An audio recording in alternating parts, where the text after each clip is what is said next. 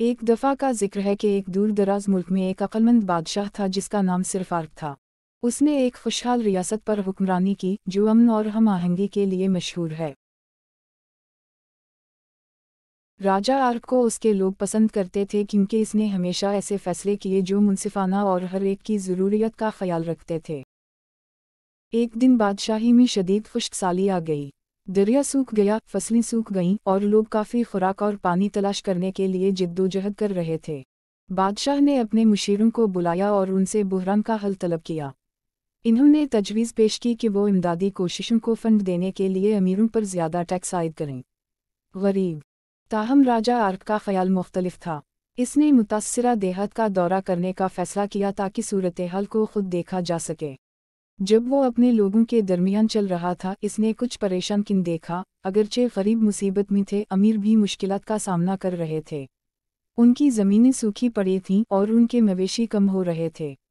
ये समझते हुए कि अमीरों पर टैक्स सिर्फ मसला को बढ़ा देगा, राजा आर्क ने एक मंसूबा बनाया।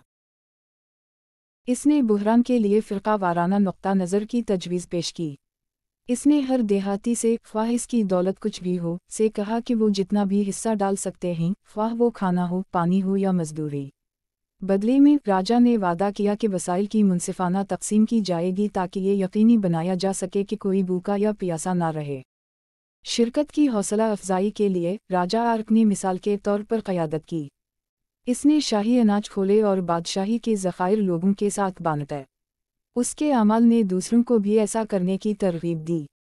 जल्द ही पूरी मुमलिकत में ताउन का जज्बा फैल गया। इसके बाद के हफ्तों में देहातियों ने कुएं खोदने, आबपाशी के निज़ाम की तामीर बांटने के लिए मिलकर काम किया।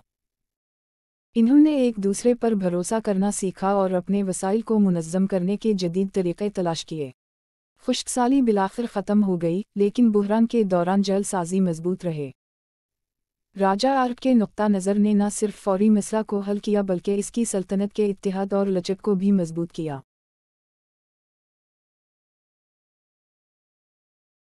उसके अमाल ने इसके लोगों को सिखाया कि मुश्किल के वक्त में इज्तिमाई कोशिश और हमदर्दी इल्ज़ाम लगाने या बूझ डालने से कहीं ज़्यादा मुअस्सिर है।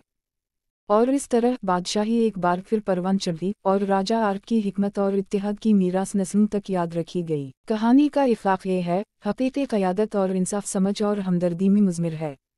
तक़सीम पैदा करने की बजाय चैलेंजों का सामना करने के लिए लोगों को इकट्ठा करना।